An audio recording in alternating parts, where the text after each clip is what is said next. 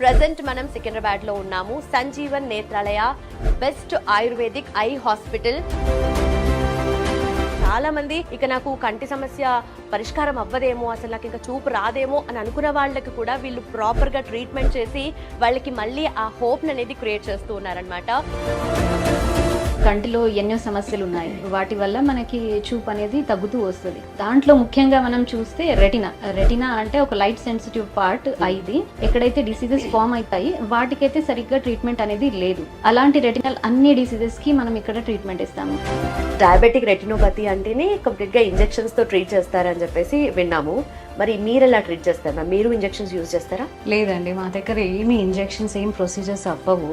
First పేషెంట్కి analyse చేసి ఏ కండిషన్లో ఉందో దాని ప్రకారం ట్రీట్మెంట్ ఇస్తాము. మనకు సంజీవన్ నేత్రాలయాలో కంప్లీట్ గా డయాబెటిక్ రెటినోపతికి 100% క్యూర్ ఉంది అని అనుకోవచ్చా? ఎస్.